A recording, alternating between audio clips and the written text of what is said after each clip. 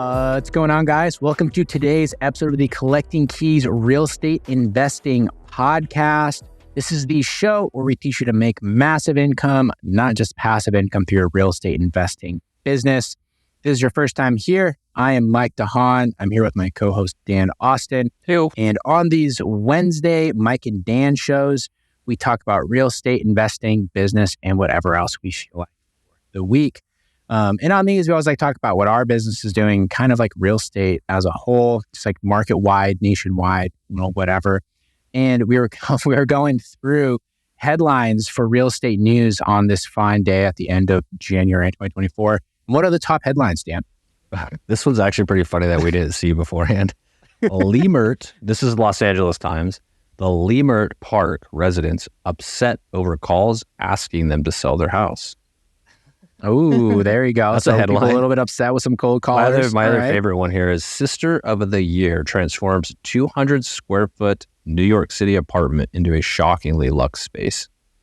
Fun. So that space, you should turn a broom closet into a shockingly luxe space. Absolutely. It's just, or like over here on my end, there's some bangers such as a real estate investor who tried Airbnb now prefers long-term rentals. Is that actually a headline? That's is that a Mike one. DeHaan quote? No, dude, that's on Business Insider. You Google that exactly, and you'll find That's classic. Ursula Lauriston, who works full-time at Google. Okay, don't get me started on this now. She's like the person that works full-time at Google that's going to talk about how easy it is to be a long-term landlord. Yeah, you make $600,000 I just a year. pay cash for them and rent them to my programmer friends. Yeah, exactly. So there's that one. Going down next, Ooh, this one's real a good estate one. Investor warns U.S. is entering the greatest correction of his lifetime with a big picture of Grant Cardone. Mm-hmm. Ooh, what's he saying? Clickbait. Little billionaire fear-mongering. From strip club to luxury towers, the property developer looking to transform Miami. And there's a picture of Travis Scott with rapping music on it. Ooh, nice. That's yeah, a good transform Miami. I mean, changing the strip clubs to luxury towers, that's just kind of like rebranding it. It's not really changing exactly. It's got extra tall stripper poles. But point being, like real estate in general is just not a lot. There's not a lot going on. But here's a good headline. Like at all. Here's a good headline. Walmart superstore managers to make over $400,000 in compensation next year with their new comp plan. Does that upset you? That a Walmart manager, like the store, this is like the manager of the store, would make $400,000 a year.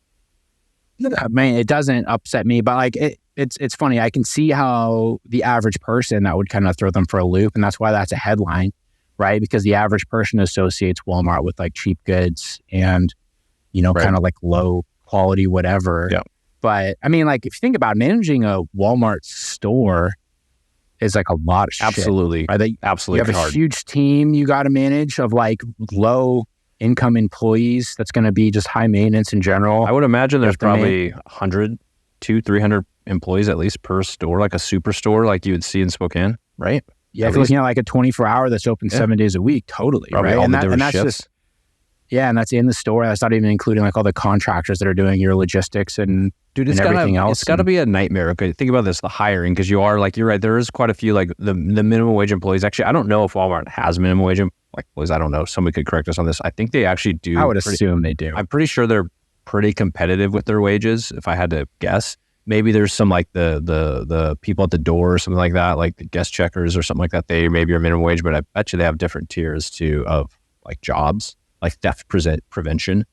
That's probably a higher paid job. I don't know. They probably have a lot of different jobs. Not everybody at Walmart makes minimum wage, but because there is like a lot of those employees, just like the hiring, like you're probably constantly hiring, and like just the personnel management alone is a challenge.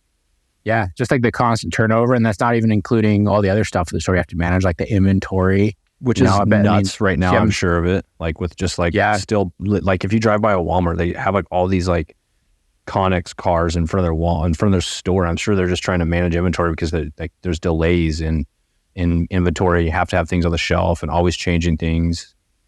Your stuff gets stolen when like all those kids run in there and freaking San Francisco and just start stealing everything from the Well, I Walmart. mean, they're talking about compensation being variable, right? So they can make up to this much. I guarantee you store performance matters, and I guarantee you like loss prevention's a big one. So like say you're a dude, you're like, dude, I'm on track to hit my bonus this year, and 50 kids run into your Walmart and just steal all of your Xboxes and candy and TVs. And you're like, and there's nothing you can stop it. It's a mob, dude. Like that's happening across the country. I mean, Yeah. So ripping the iPhones off the little like chains. ones with all the gross fingerprints on them already that nobody else wants. Yeah, dude. Yeah, right. Seriously So though, I like mean- and just like drug addicts passing out and dying in your store and God. rubbing shit all over the walls. I mean, I would not want to do that job for $400,000 a year. Like Somebody's the doing more it. you're describing it, I would definitely not want to do that. It It's sounds got to be like horrible. 800,000. Like that's the minimum. Jesus. Yeah. I mean, does Walmart own the real estate in where their stores are? I have no idea about that. I don't know that. I don't know. There's whatever they're doing is probably the most savvy. When I was in my MBA, we did a case study on like Walmart and like from the beginning days when they had like 7 stores. And it's fascinating how high tech they are. Like they were like the predecessors to the modern day barcode. Like they created that. Like they would have SKU numbers on their like groceries. And then they built a nationwide like network to go from store to store before cell phones existed to transmit that data.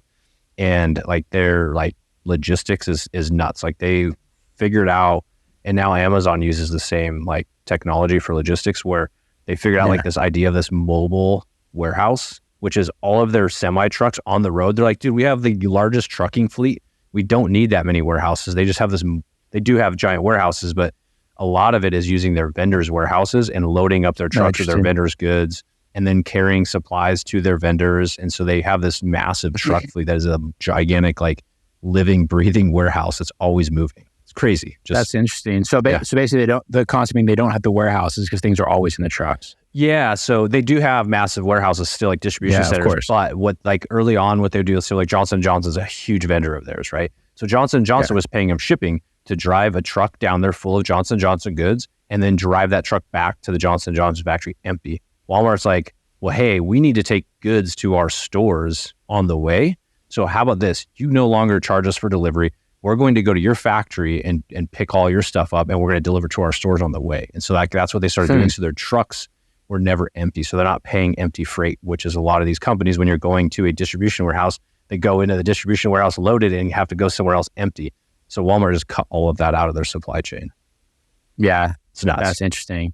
You know, it's funny like thinking about that when you're like on the entrepreneurial end, you view things like that so differently versus like the average association with Walmart, which is like, oh, you have like the weird old people that like reach out the door. Like you said, you have the people like passing out in the aisle way from doing different things. But it's like from a business, I mean, if you think about it, they're appealing with like their cheap discounted goods, mostly in like rural areas, to the largest demographic in the United States right now, which is people that can't afford anything.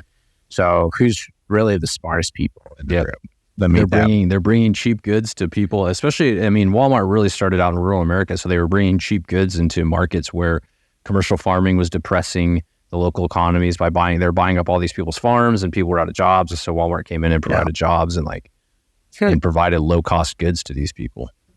Yeah. That makes sense. I don't know. Well, weird tangent. That's much more interesting than any other real estate headline that's on the news right now. Yeah. Good thing we're not a real estate news show.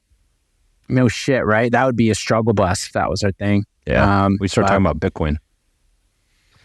No, I'm going to go there. I just don't care.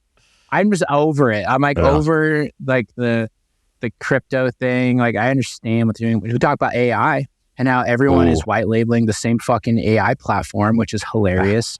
From like Brian Pineda to Pace Morby to all these other freaking dorks. They're talking about their AI platform. Yes. That our good friend Ryan Dossie pointed out is exactly, it's literally just RealFlow, which is like a 6-year-old program that isn't AI, by the way. Right. They have like a sort of algorithm-based formula that they use to help you find lists. It's not AI. It's very, very different because it's not actually comprehending anything. But it's that like white labeled. And you have all these dipshits out there right now trying to sell it at a premium price, saying like it's their AI thing. Totally. And it really shows how susceptible people are to whatever the current buzzword is. It's just so easy, right? Like, I mean, even when like people, like going back to the crypto, right? Like in 2020, like people that should not have been buying crypto were buying crypto, right? They had no idea about it because it was just like that was the buzzword, Bitcoin and crypto, even though crypto had been around a while. You and I were looking at it way before that, all that sort of stuff. And then you have this new AI stuff. And I had this thought the other day where if you were like targeting me with basic Facebook ads to use your AI marketing software to find new leads, I'm pretty sure it doesn't work, right? Yeah. Like, why don't I just use normal Facebook ads why do I need AI to do it for me? It's like AI is not just because it's software doesn't mean it's AI.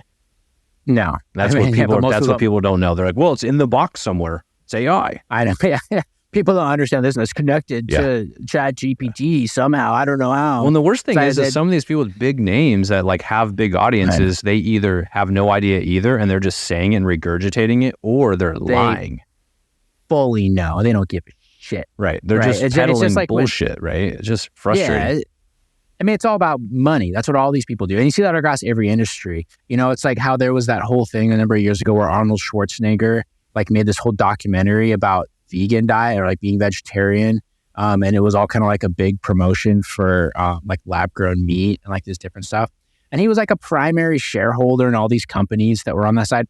Really? Come on, bro. You're going to honestly tell me that Arnold Schwarzenegger is like not a meat eater? Right? With how freaking huge he got. He got all that off of plant proteins in like the 70s. He ate when chicken breast ate and like anabolic steroids. Yeah, right. Yeah, when he's in like great pharmacist and a great butcher. Those are the two things that he had. That's exactly it. Yeah, you always have to be like skeptical of where they're getting paid. They're not, most people like that aren't pitching just to pitch it, right? They're getting paid somehow. For sure, right? I mean, in the real estate space, they're not selling you health, right? They're selling you wealth, which is the other thing that's easy to sell.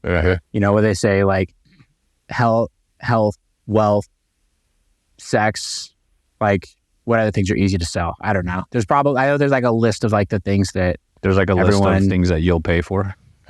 No, the like everything, they always try to like market under those umbrellas. Right? Exactly, right. The whole idea of sex sells and well, you know, people want to get rich quick, all that sort of stuff. Yeah. And that's what all these people are doing, right? Is they're trying to give you the next best thing, and they're targeting specifically people who haven't even tried any of the proven stuff yet, but they think that by going and paying for their overpriced, not actually AI software, it's going to somehow. So are you saying that Ryan Pineda is no longer selling his clothes with the weird stripe on the arm that was very reminiscent of like a World War II military uniform from some different country? I mean, I think he is still selling those. I've seen his ads, but really he has moved on though from selling his Amazon businesses that he was doing for a short little while there. I wonder how many people lost money with that. A lot, probably. Well, anyone that bought it, I don't know what the actual number is, but anyone who bought into that lost. Yeah, that's one of those ones where you're like, where the people are asking this question when like Amazon, you don't see a lot about Amazon storefronts anymore, but people are like, well, if you know how to make the storefront, why don't you just make it and make money off it? Well, that's not how the business model works. It's like, well, it doesn't make sense. Well, no, I'm investing with them to like start it up, and then we basically split. I'm like, that fundamentally does not make sense, right? If you just think about it. Sense, dude. Because if they were really building these stores that were spitting off $50,000 to $60,000 a month, like they're saying, why would they need $50,000 from you to make the next one when they could just wait 1 month and have it from their current store? Right. Honestly. And then they put it into the next store, and then that one makes 50. Now they have 100,000, and they can do 2 stores, right? Like it doesn't work that way, Mike. It doesn't work that way. The crazy thing is though, is like when that, and you're seeing this now with like all the real estate guru bullshit they're selling, is legitimately smart people that we know get into that. They do. You're absolutely right. By the droves, lots of people. Tons of them. It's crazy. Like we'll see in like the GoBundance groups. I'll see how different people ask me conversations. Like people text me about it. People like in my GoPods will like ask me like, "Oh, have you like seen this thing?" I'm like, "Really? Like you are actually bought into that?" That is fascinating to me. Yeah. That's the unfortunate situation though.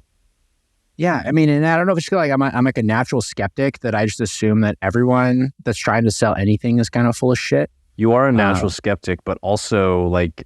I would say it's unique to you though, because you're also a guy that's willing to jump in and like take a risk on something you believe in. And so it's not like you're like, I sit on the sidelines and like a critic that would not say anything. I think it's just a read on like, that makes no sense. Like, let me think about that. You know what I mean? For Because sure. you're like, that person is doing that. I don't know that makes sense. Yeah. Well, but you're right. So I'm always really sort of keen on, suspicious of the individual who's behind it. But it's funny because I am definitely a natural skeptic on most things in my life. I'm also one of the easiest sales when I do think something's good. I'm like, yeah, I'll wire the money when you want to do it. Right. And that's burned me before for sure. Of course. But more often than not, I'm like, I don't know, like it's always seems really obvious to me when something seems too good to be true. Yeah. I don't know if it's just like after repeated exposure, people just kind of get like worn down with that, and their bullshit radar eventually wears away. Especially when you're listening to people like pitch, like just take a minute when you're seeing somebody like pitch their numbers, like this is what I'm doing with my AI system, or replace AI system with whatever they're trying to sell. And do the math and like, does that actually work out? Because usually you can do quick math and you're like, those numbers don't work out. Especially if you have even a little bit of knowledge in that space. Like if somebody's telling me how many deals they're doing a month in off-market real estate, I'm going to know exactly if they're lying when they're telling me how much they're spending on marketing, or what market they're in, or if they're in a single market and they're saying where they're doing 50 deals a month. It's like, probably not. Yeah. I mean, and everyone's always in the same ballpark. Like when you have people that are legitimate operators in off-market real estate, right? We kind of all have similar cost per deals, similar operating costs, similar levels of profitability. And then it's when you suddenly have someone that's like, whoa, that's like way different number. It's like, oh, and you're also a large brand. Yeah, you're a liar. 100%. Yeah, I mean, and it goes to this point to where we actually had one of our scale members went through and he's like, hey, would you guys mind reviewing my profit and loss to see if what I'm doing is in alignment with what you would expect for a business? We looked at it and there literally wasn't a single number on there that I was like, oh, that's wrong. Like line by line, we reviewed it with him as a group. And it was like, yeah, you're doing the right things. Now you just need to do more of them if you have goals to do more, of course. And so it's like, you're like, to your point, the numbers are so common in our industry. If there's like a person way out in left field, they're likely not telling the truth. Yeah. And the challenge is that people that they really push that and have like a presence, especially when they're trying to sell you something, it should always be a red flag. I was trying to say this a ton with the highs, results driven, Josh and Tiffany, who I've heard from people, they're, $25,000 weekend where they sell people. One of my good friends said that was, quote, the worst $25,000 I've ever spent in my life. That's what they call it? This is a $25,000 weekend? Whatever their like results-driven workshop is that they do out in Ohio. It's like 25 grand to go. No, I know it's 25. I just didn't know if that's what they called it, because I was like, if they did, that's like a total ripoff of another book. So. Oh, is it? No, I'm just trying to emphasize how expensive it is. Yeah, there's a book called The $1 Million Weekend. Oh, geez. That sounds like something really scammy too. But anyway, they've been going in like, and I do think that a lot of the stuff that they foundationally sort of like teach around like sales concepts and marketing stuff is super valid, right? Like honestly, I've been part of their group. They post some good things on there, but then they'll follow it up with things like, we currently have 63 deals in escrow. And then the first person will comment will say, how'd you do that? Don't you only have 2 sales guys now? And they're like, yes, but we're really efficient with our sales AI processes. Sales guys. I'm like, that doesn't fucking make sense. Yeah, you can't get more efficient at phone calls. No, and for them to have like 2 salespeople that are closing 30-something deals over the next like 2 months. Could you imagine that? Like how you would even do that? Your sales guy, 30-something deals. I mean, I don't know that there's enough hours in the day to call that many people, to get that many deals. Like there's just not enough. Like even if every call was a hang up, like 30 seconds, like it's not possible. Yeah, but people see that and they're like, wow, that's amazing. Like, it just doesn't make sense. Like if you understand the business at all, it's just like logistically, how much marketing you would have to be doing then to like go into an extremely small funnel with no people, right? If you only have 2 sales guys and a couple VAs or whatever they had, like it doesn't, I don't understand how they can be getting those deals together. That's unless 30, they're like if I went off of our average, like what is it, calls to contract, which is like 100. Yeah. Right. And then say you're getting better at that, say you're at 90, but let's use 100 for like a round number. And then that there's going to be a fallout rate too. Especially if you're doing 60-something deals, that means you probably did 100. So that's 10,000 phone calls one person would have to make in their team. I don't even know if, like I said, there's not enough minutes in the day. Like, some of those calls are 20, 30 minutes. Yeah. Dude, that's like more than our cold callers do in like a couple of months. Like, Okay. it just doesn't make sense. And those are like closing phone calls that are going to be longer. Like it doesn't make any sense at all. have our guy put together I'm gonna have Ramon put together a text post, and it's gonna break down one of their posts on how many minutes you'd have to be talking, and I'm pretty sure it's gonna be more minutes in the day. You should. Yeah, we should. Yeah, let's do that. I'll go see if I can find that one that they posted, because like if it's one thing if they're like 20% better than the average. That's reasonable. Totally. Yeah. They got a pit bull sales guy, like they got their marketing dialed in, like they're crushing it. When you're 300% better, or like when that gets 3,000% better than everyone else that we know, right? It's not possible. It's just not possible. It's just fundamentally not possible. It's not. So it's just everywhere right now. It's just like you can't escape it. And it's a symptom of the market being challenging. More and more people, and they're saying this slightly hypocritically too, because we obviously have our scale community, we have our partnership program stuff that we do. But the one thing everyone in there can attest to is at least we're straightforward and honest with people about what it takes, and what exactly we have going on.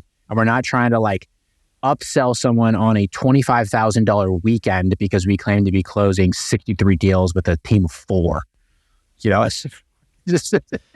Now that we've broken that down, it's so outlandish. It's so stupid. Yeah, I definitely, I would agree. Like we have even if we had half the ethics, we wouldn't even be close to that number of pitching some bullshit to our people. Yeah, I mean, it's just anyway. But so our business stuff though going pretty solid. Have quite a handful of closings this month. We've had a handful of stuff get pushed back for various reasons. Closing issues. Like, it's just such an important lesson, guys. Check in with your title and escrow companies throughout the process, and don't expect that just because you haven't heard anything for 2 weeks, stuff's getting done.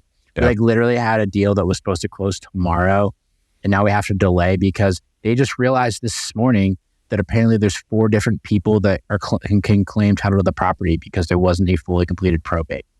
What have they been doing for the last 30 days? Yeah. So let's not that. So you and I have put hundreds of deals in escrow.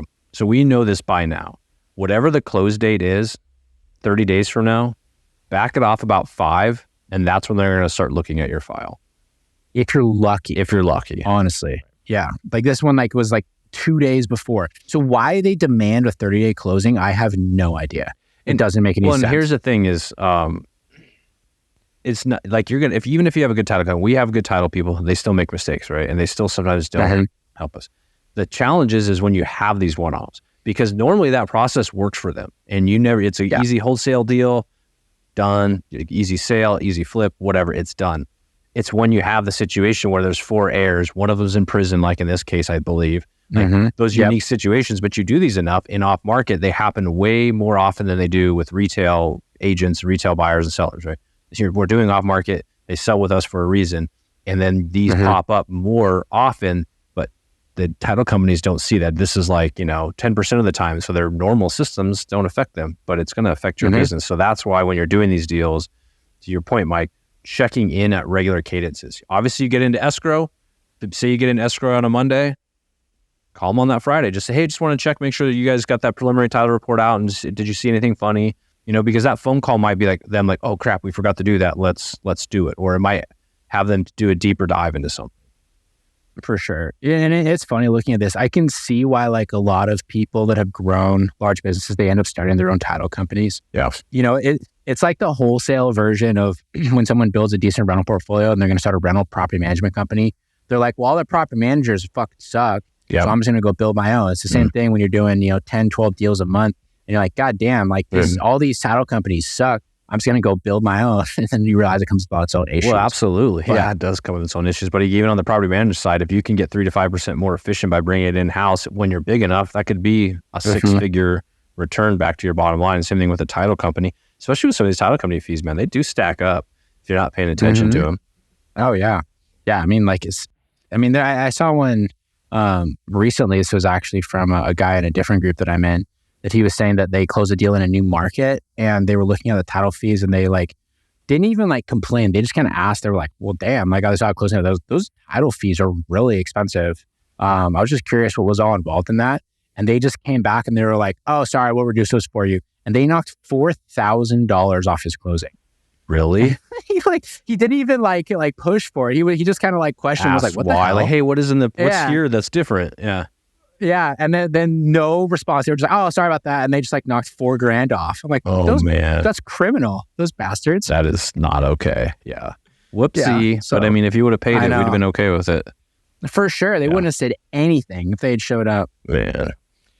So anyways, but yeah, so we're dealing with a couple situations like that right now. We have one that got pushed back. We have a couple other that have like weird easement issues, which is just par for the course. This is the problem with like mobile homes. Mm-hmm. So we have a couple right now because mobile homes are pretty easy to do deals with. Where like when the mobile home was moved there, it wasn't put in the lot correctly because the person bought the lot and then installed their own mobile home. And they didn't think to get a freaking survey to see where the lot lines are. So now we have to do like a lot line adjustment to actually be able to sell the freaking property. So the mobile is half on another property? Yeah. It's like, or like even if it's partly on it, right? And so it's like, well, or it doesn't even hit maybe it doesn't meet setback rules or setback guidelines or something even. Yeah. And it's just a problem when you're playing in the gray areas. You have to deal with all these kind of problems. That's also why we can make decent money in this, right? Because no one else is going to solve those problems. And I can guarantee you the seller has no idea what the hell is going on. No, absolutely not. Right. So you kind of have to babysit that. But, it is what it is, par for the course. But, we got a new partner starting up in Texas that I'm pretty excited about. Going down there in West Texas, which we've never done any deals before. So that should be fun. And then we have a handful of other, I guess like our newer markets that we started getting our first deals for this month that have been with us for just under a month right now. We already got a deal in each one. So that's a pretty solid start in both those. Yeah, absolutely. Solid start. So yeah, it's been good though. But yeah, it's just like the constant up and down. And cold calling team's going well though. I'm actually pretty stoked about that. We're getting leads coming in. Following along at all. Yeah, I stood up a cold calling team in like 5 days. Kind of just like went for it and brought on a handful of callers and got it operating. Churning out a few deals a day in each market. A few leads a day. Yeah, sorry, a few deals a day. No, we're doing 75 deals this month with a team of 2.5 people. Our Egyptian cold callers lock them up on the phone right then and there. They do. Yeah. If your VAs don't do that, you should go to collectingkeys.com/I-suck. Yeah. And look that up. Yeah, exactly. Can we get that domain, please? Yeah. I get a handful of leads a day. We're getting our first couple opportunities out of those too. Yep. So, it's a big takeaway on just like the value of just making sure you get after it and start like getting those leads coming in. And then we even had one of our guys in Scale West. I don't know if you saw his post earlier today, but this was my favorite bit about his whole post was he said, I think I'm as excited about this as I was when I snagged my first contract. I should have had her on the phone 6 months ago instead of just scraping data. Yep. So he finally got his first, and this is something that we've been pushing for with our community forever, about like just start hiring out these lead management. Yep. And he finally got one that's doing his calls, and she's like a killer on the phone, like doing great. And it's like really good audio. Yeah, if you'd done this 6 months ago, your life would look so different right now. Oh, there definitely would be many more deals, right? Because a lot of times what happens, and I'm sure Wes is no different, is that you just aren't doing the right follow-up with the right leads because you don't have other time. You're getting distracted. Wes, I know, is flipping houses left and right and doing all sorts of other stuff in his business. And so to do your lead follow-up plus new lead intake plus manager marketing plus this plus that, all that, things have to fall off. And guess what? The first thing for me to fall off is going to be lead follow-up because it's going to be my least favorite thing to do, which is everybody. So... And he had a very qualified person. So typically, a lot of times the admin that you hire, by the accent, I believe she's probably Filipino. A lot of times that doesn't translate, but he was able to, that was an amazing call, right? Just to put her in there, throw her in the fire. And that's a good way to do it. Nobody's calling those leads anyways. Put them on there, test them out, see how they're doing. Yeah, for sure. And, it's such an easy thing to outsource. Like there is a whole professional environment out there for people to work for American companies to do that role. And realistically, if you're looking at the big picture, it is not the best use of your time to be doing your cold follow-up because you're going to have a low response rate. You have a ton of people that just like ghost you, don't answer the phone, kind of course, like on the phone with you when you do interrupt them, whatever they're doing. And just having someone that you pay, a couple $1,000 a month or less Like realistically, you can get a decent VA for $5 to $10 an hour. Yep. That goes through all that and basically takes the bullets for you, so you can do the high value stuff. That's like I really, really do think. I think one of my big position, this has changed over the years. That should probably be the first hire for most people, unless you just like are abysmal at closing. Yeah, unless you're so adverse to talking to sellers at all, like then you probably want to hire someone else out. Or you have like no lead flow, right? Well, in which case you need to focus on that first. Yes. But at that point, you should probably have like a caller or like a direct mail, those sort of things. Yeah. Because you need to be able to keep that person busy. But I think I want to correct, like as you're bringing that up, like one thing I want to, I guess, correct in my language. I'm not going to tell you to do this, but you made a comment about like, so you can do high value work. I've been hearing this a lot, and let's be honest, this is high value work. Right? You just need somebody else to do it. It's a lot of high value work. It's just that there's moments in between where there's calls that you're just disconnect. You're having to go through. You need somebody to do that because, you know, having this lead manager in that role, if you have a standard lead flow for a solo operator, that could be another 15 to 20 grand in revenue into your business a month for one, maybe two more deals. Absolutely. And, you know, and I will say that is high value work, especially if you don't have a lot of working capital. You know, you should be the one that's doing that because you have more time than you have money. Right. You know, but as you're scaling, you need to expand your team. And to your point, this is one of the most important roles in your lead pipeline. Because you and I talk, the marketing, we can teach it.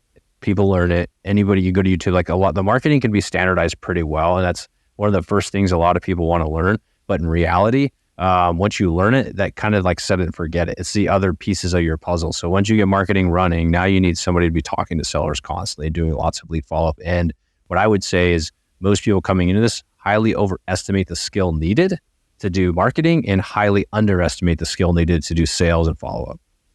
I know. Well, that's why you have all the dipshits that are trying to sell their fucking AI marketing thing, because that's what newbies that are willing to sign a check perceive as a skill that's needed, right? When it's really not. Like everyone, this is always one of my favorite things with new people is they're like, how do you get in front of people that no one's talking to? It's like, you don't. There's thousands of people in this industry. It's like every single person that you talk to will have come from the same, 20 lists that we all market to. They will have talked to other investors before. You have to have a better sales process and a better value proposition. Yep. Newsflash. Right? And all this is public data. That's where we're scraping it from. Yeah. And if you do somehow happen to find the one person that has not been talked to by every other investor that's ever looked in that market before, which newsflash will be a lot of people, then congratulations, you just found a unicorn. Yeah. But if you're building your business off of that, you're going to be really disappointed. Yeah. You can't build a business off exceptional unicorns. They just don't happen often enough. Yeah. I mean, well, they all work for the highs where they get fucking 68 deals in a month off of with their team of 4 people. They're fighting all of the unicorns. They're all gone. You can't even find unicorns. They're all gone. Yeah, they're unicorn poachers. They have them in a freaking cage over there locked up where they're slinging deals. Yeah. So anyways, but no, it's just interesting to see that all built out. And, you're right with that high value task comment. I will say I need to probably take that out of my vocabulary because one of my current pet peeves that I see with a lot of new people is they're like, I don't have any money, but I need to be focusing on high value tasks. So like, I need to go and hire someone to do this. I was like, bro, your time is worth nothing right now. When you're starting it's out, not like you can go worthless. Direct. It's not like you have a direct path where you can go and make $50,000. So you need to be doing that ugly work, right? Because otherwise, what are you going to do? In fact, I was messaging with a guy on Facebook. It was yesterday. He was like, I have $5,000 to my name. I'm trying to find a cold caller. Do you have like a recommendation? And I was like, dude, if you literally only have $5,000, you need to be calling by yourself. Yes. Yep. Like, I was like, is that kid in your profile picture? Is that your kid? Yeah. You do not have any business hiring somebody else to come and work in your business right now. Like if you think about this mathematically, like, so say you cold call for a month and you get a $15,000 fee, and say you had to pay a couple $1,000s for, skip tracing and some software. So your net's $13,000. Are you right now making $13,000 a year in your job or anything else? Probably not. If you only have $5,000 to your name, like, not to shit on that. I'm just saying, like, unlikely. So would you not go to work for anybody else for a month to make 13 grand? Absolutely. So just work for yourself and do the work until you can build up those reserves and that capital to start hiring. And then also you're way more badass about it. And you now learned that you can pick up the phone and make money at any point in time in your life. And the security that provides is huge. Yeah. I mean, and now also because you've done the skill, when you bring someone in, you actually know how to manage them and to make them better. And you know what they're going through too. Yeah. You can't just find someone, have them come in and expect them to be amazing when you have no idea how to manage that person. That's not how it works. It isn't. Right. Yeah. We're not hiring executives here at a Fortune 500 company. We're starting small businesses that can grow to multi-seven figures if you do it the right way, but you can't just go and hire an executive sales coach right away. That's just for sure. Yeah. You know, and like if you have a job where you make like good money or you have regular income and you're looking to bring on that caller on the, that's the other thing I would say is different. I see this a lot is where you have somebody that has a solid W-2 job that makes a lot of money and they're like, I'm going to spend all of my free time cold calling because I am averse to hiring somebody or to having to pay anything. That's the same problem. That's just the rich people version, right? Like honestly, in that phase, you should not be doing all that time. You should be investing into the person, into the systems. And now you should be looking at how exactly do you scale that market? How do you learn how to follow? How do you analyze opportunities? Because you have room to make mistakes, right? You have room to like outsource because you have money coming from somewhere else. Absolutely. You know, but the funny thing is to me is like, I see this a lot. I see a lot of people that have no money that are really looking to outsource. And they're like, I will spend every last dime I can on a system or a person to make it better when they need to be doing the work. And then I see a lot of people with money that are like, I am so afraid to spend any money that I will work myself to death trying to get something off the ground when I realistically will not commit the time to it. So true. Polar opposites. We've seen them both so many times. Yeah. Yeah. And I don't know what that is. I don't know what the answer is. I think it's just like probably contrarian to what, I don't know, like whatever got them to that role, right? Sure. The person that makes a lot of money probably got there by working hard. Yep. And the person that doesn't probably has had like assistance in their life or like is used to being around a team. I don't know. Yeah. I've never been in that They just role haven't myself, had the opportunity maybe to not, you know what I mean? Yeah.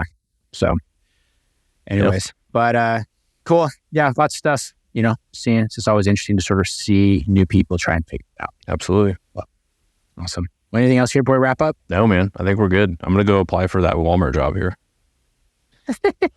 4,000 a year. Actually, we got to go walk a commercial property here. We do. Let's go. So, do you want to drive together or do you want to separate?